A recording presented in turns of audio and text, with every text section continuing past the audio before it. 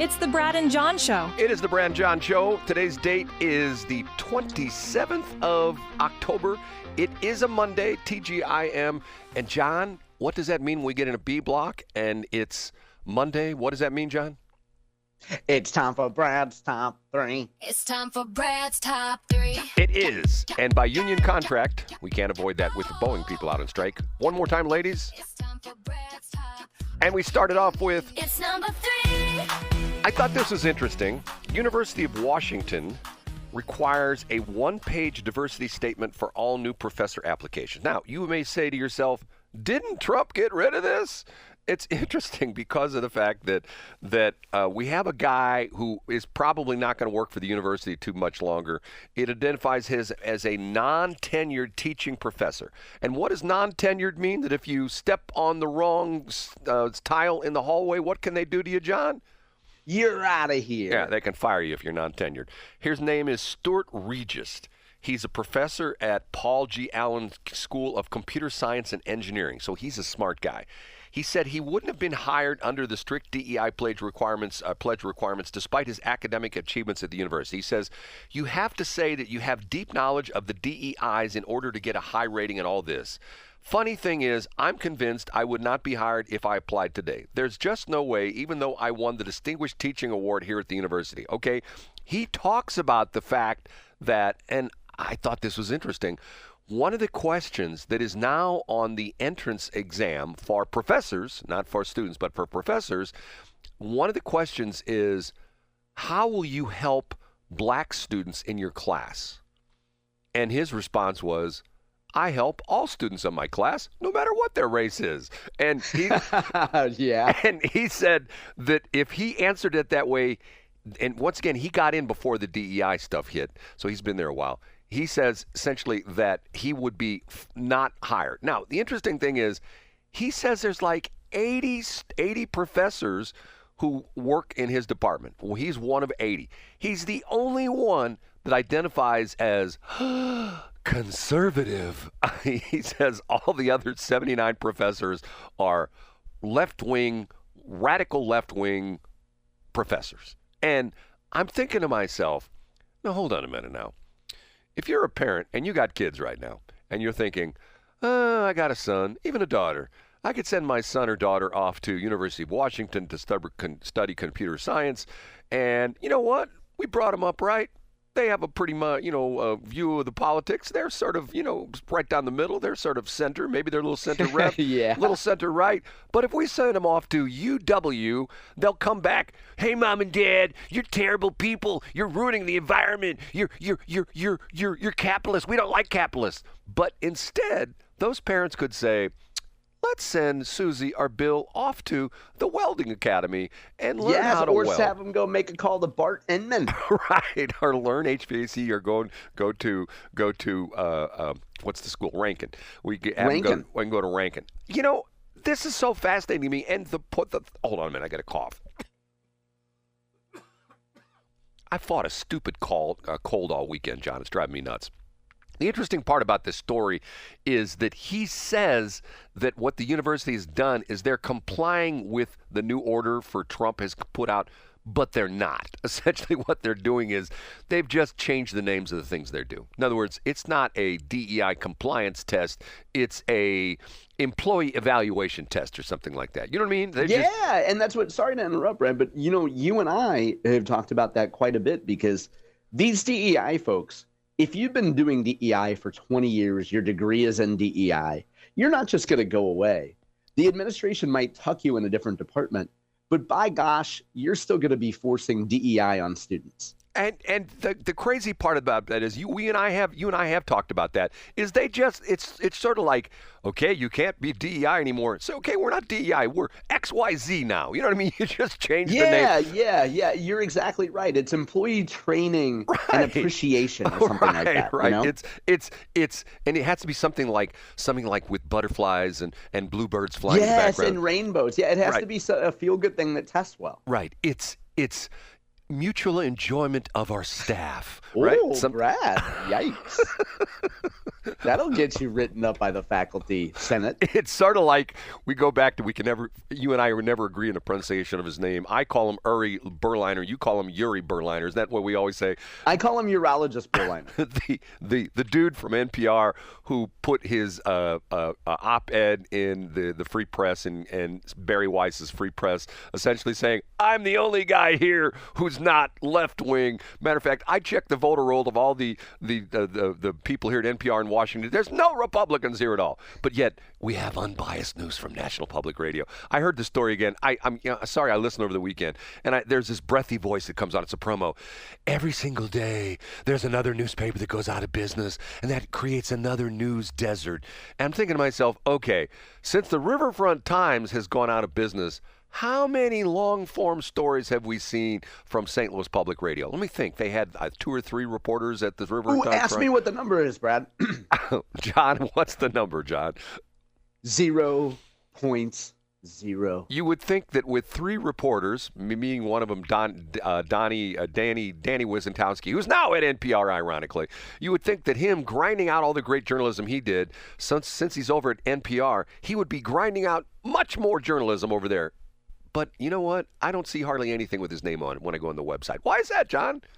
I don't know. And by the way, I know that we're almost over time, but I will point out that one of the sad things, Brad, I was looking for a really good in-depth article from admittedly 23 years ago in the Riverfront Times.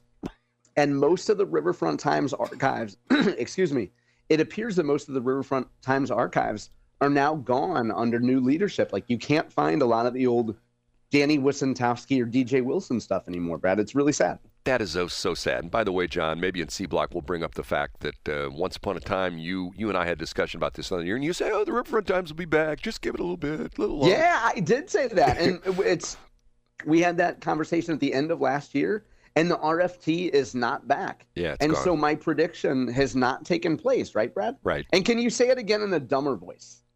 No, I won't, John. You want me to say it in my normal voice? That's what you're saying? Okay. No, I want you to make me appear dumber. The Riverfront Times is going to be right back. Hey, I was so wrong about it, and I was also wrong that Tashara Jones got reelected, and we have President Kamala Harris and Congressman Ray Hartman, don't we, Brad? We do. Okay, here's number 2. It's time for Brad's number 2. It's time for Brad's number 2. John, Eric Swalwell. Does that name ring a bell? Yeah, he likes the little Chinese ladies, doesn't he? Right. The guy who was complaining about, what was he on the Foreign Relations Committee or something like that? So he had to have foreign relations with Fang Fang, wasn't that her name? Okay. Yeah, I thought it was Bang Bang, but maybe it's Fang Fang.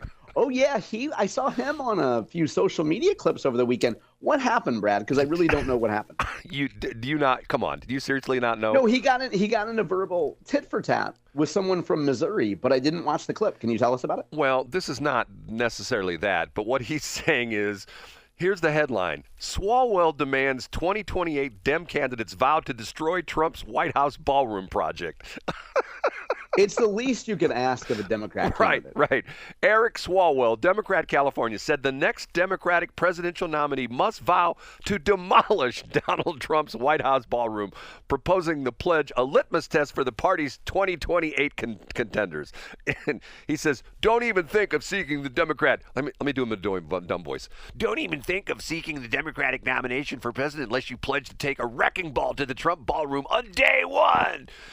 How stupid can you be? I mean, how stupid can you be? Hey, I think, Brad, it's pretty smart because everybody was talking about the ballroom last week. So why doesn't he just hop on the train and get a little news about it? I mean, we're talking about it, right? This is so, and the ridiculous part of this is, if you go back in history, we talked about this last week, that Truman gutted the White House. There's pictures of the White House from shot inside. There's nothing but walls and a roof. They tore all the guts out of the White House and completely rebuilt it, I think like in 48 or 49. And the interesting part of this was, which I did some more research in this, you know what a lot of this east wing that they destroyed to put the ballroom in, you know what a lot of that was built? That was built during FDR's administration during World War II. II because they ran out of space because they had all the people working on the World War, and they did an addition to the East Wing. It was part of it was already there, but they did another addition to the East Wing so they could put more people in to handle World War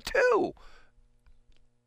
Yeah, I mean, that's I've seen conflicting reports about how old this stuff is and actually when it came to be. But your point, Brad, is that for Swalwell to jump on this is just ridiculous. Well, how stupid is this? Because of the fact that you build a building, and by the way, I'm sending you a picture of the new proposed White House. Which, matter of fact, when you get to take a look at it and tell me what you think. I do like how you have the old people thing set up where you can hear your keystrokes. Last week on the air when I was talking, I could hear you typing to someone. Oh, yeah, look at that. Very nice. You know what that is next to the White House? It's solar panels. No, look closely what it says on Oh, is it a charging station? No, it's a Buc-ee's. That's what it is. Oh, I missed it. Oh, I see. That's funny. That would be an improvement, that's for sure. It's a picture of the White House with the addition on the East Wing being a Buc-ee's. Okay, that's so pretty good. Eric is gonna tear it down. Okay, so let's go with number one. You ready for number one? Yeah, And let's do now, it, Brad. Big finish, Brad's number. Okay, this is a sort of a stupid number one. Sometimes I go off track when I'm not talking necessarily about news topics and things like that. John, you've ever heard me do that before? No, I haven't, Brad. And what's interesting about this is I saw this. Don't ask me how I went down this rabbit hole over the weekend, but I saw this on Wikipedia. Don't ask me how I got there on Wikipedia too, but I thought it was fascinating because sometimes we get too, shall we say, blindsided into are just sort of numb in the fact that everything is the way it is nowadays. And what I was reading stuff about aircraft. I'm always interested in aircraft. And I saw this article about the DC-3, okay? You familiar with the DC-3? The DC-3 was an incredibly important aircraft originally designed and built by Douglas, which was brought into the fold of McDonnell Douglas when McDonnell bought Douglas, and then I guess technically still under the fold of Boeing, which bought out both McDonnell Douglas. And what was interesting about it was the history of the DC-3. The DC-3 was an important aircraft in World War II, but it was also an important crash in important aircraft in civilian airlines as well too. And the page I found was DC-3 crashes in 1946, and it didn't list it by the year; it listed it by the month. And one after another, after another, after another, after another, after another, after another, DC-3 crashes in 1946. This is just 1 year. I went through probably, I'm not exaggerating, 30 different postings on Wikipedia that talked about the DC-3 crashes.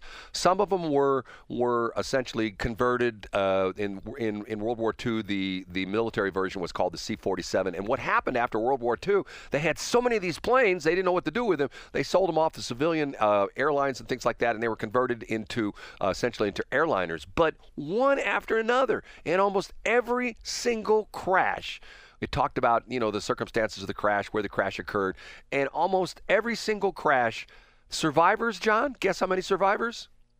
0.0. In some months, there were 5 and 6 crashes of these DC-3s. And most of them were, the crashes, they weren't cargo planes back then. A lot of them now, there are a few of them still flying, but they were civilian airliners, and most of them were in the United States.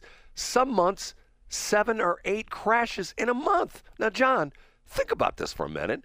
They talk about how we still have problems with civil aviation, but how many crashes have we had this year of civilian planes in the United States? That I don't think 0.0. Yes, it was crazy. To me, it was a sobering thing when I saw this. And once again, this website had it by year. 1946, 1947, 1948, 1949. And you went through it year after year after year. There were crashes and crashes and crashes. And at the time, the DC-3 was considered to be one of the safest planes in the sky. Today, DC-3, we had, and I'm not minimizing this, what happened with Boeing, but they lost 2 737 Maxes, okay? And the world came apart. Back in the 40s, they were losing 2, 3, 4, 5, sometimes 2 in a week. I mean, and it just was, eye-opening to me because, they talk about if you drive to the airport, you're in more danger of being killed on the drive to the airport than you are when you get onto the plane. Get what I'm saying, John? Absolutely, and I'm sure you're much more likely to die on a motorcycle or, God forbid, on a golf cart than you are on a DC-3. Hold on a minute. I'm sorry, my cough's getting the worst of me. Okay, what are we talking about? C Block? Have you been keeping track? Yeah, of this? you had a couple notes that you wrote down, Brad, and I chastised you and said you wouldn't remember, but unfortunately, I did not write them down either. Mike Carter was one of the notes, and I did write it down. Okay, nice, yes. Nice. Hey, I heard Steve Ellman announced that he was running for re-election. I heard that was announced on Justice and Journalism. And Brad, because of you reporting that earth-shattering and breaking news, we have a new entry on the glossary at bjshow.co. Do I dare look? What is it? Well, maybe we'll talk about it. Okay, we'll take a break. Okay. Sorry, John, I apologize. I'll tell you right up front. I'm having sort of a rough morning. This cold is just kicking my butt. Hey, it happens, Brad. It happens. But you know what? You're going to power through. I think you're doing a great job. And if you hadn't mentioned it, I don't think most people would have noticed, Brad. You're doing a great job.